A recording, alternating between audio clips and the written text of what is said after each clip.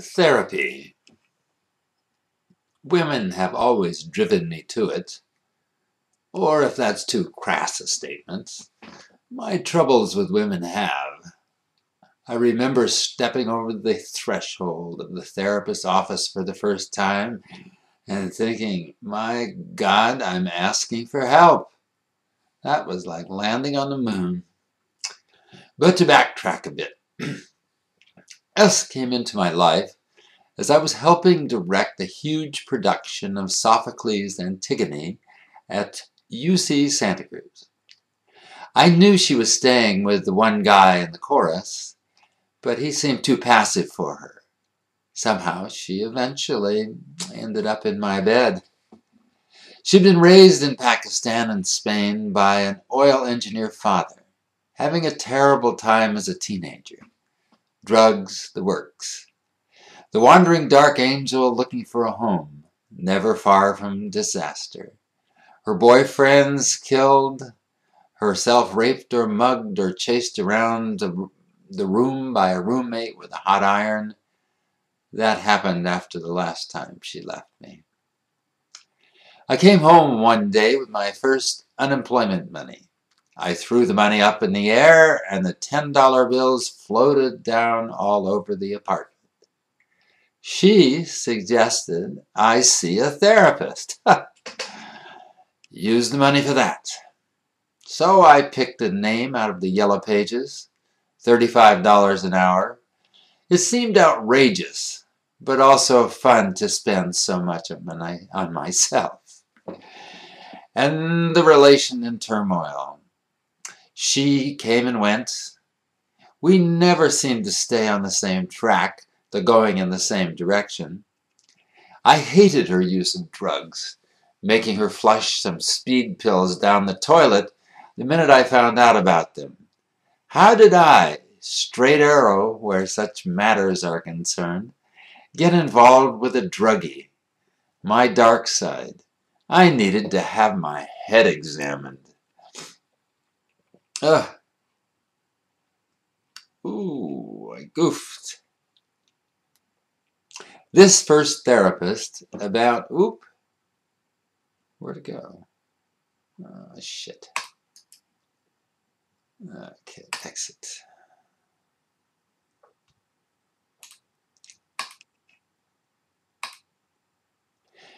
This first therapist, about my own age, 31, trained in Gestalt. He was short, had a short dark beard, wrote notes on a yellow pad as we talked, wore brown twill sports jackets, a tie, and had me act out my dreams. The protagonists of every dream became my father and mother as I acted them out. My brother and sister-in-law turned into my father and mother.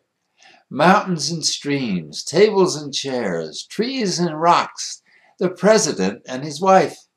Everybody turned into my father and mother. How can that happen? At 31, to be dominated by a childish past. Do our brains never improve? My love relationship didn't improve. In fact, it got worse because I changed. I crossed my legs differently. I bought bright new clothes. I'd always wanted to be a hippie. I propositioned another woman, somebody strictly forbidden, not my sister. This latter got me into trouble with a therapist. He lost his cool. You want to climb the mountain. Kill the policeman. I'd obviously offended his sense of values. Once that happened, I knew this would never do. Yes, I said, I came to you because I wanted to free myself from my inhibitions. When he told me his wife bought his clothes, I lost all respect for him. My mother had done the same for my father, and $35 a shot galled me more and more. He counted the minutes like they were dollars. He acted like we were in a Catholic school. I left his service and spent the unemployment money sprucing myself up like a dandy. I did offend S in many ways. I wasn't as loving, caring person. In fact, the opposite. I wanted to kill her. I'd go to bed, she'd be reading in a chair. I'd start thinking about implements of extinction, like a knife. I'd turn over and look at her. The fantasy would disappear. I was scaring myself. Somehow I'd slipped into a symbolic mode of existence. One night I came home, late. She sat up in bed, dried blood running down the side of her head. She said a drunk had hit her with a rock. I knew this couldn't go on. She moved out. Yet my therapy hadn't ended. For a couple of months I felt okay.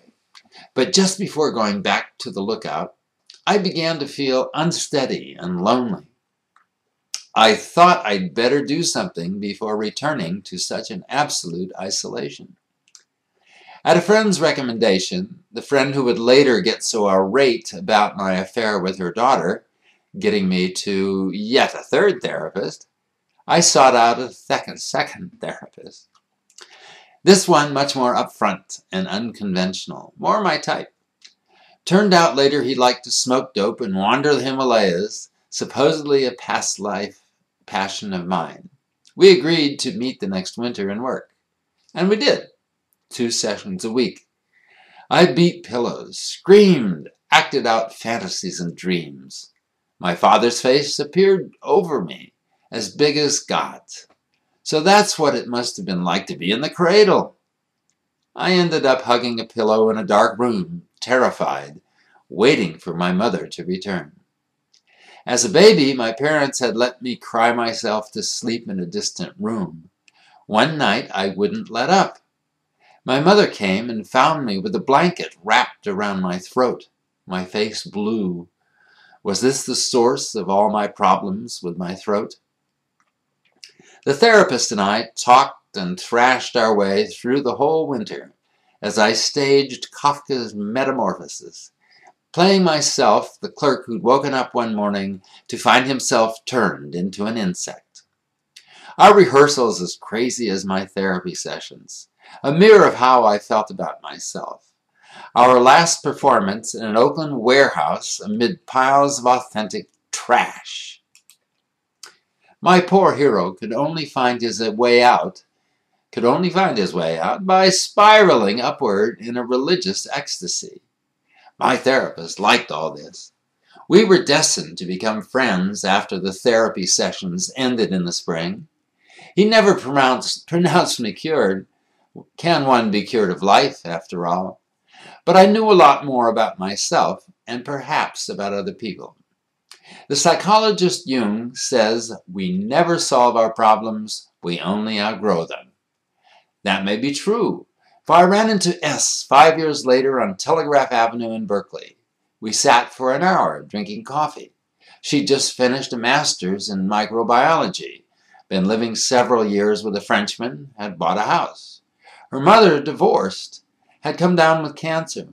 Instead of chemotherapy, her mother had gone to India for 6 months, traveling with a boyfriend. Then S gave her painkiller shots as she died. This, I believed, changed S. And I liked her.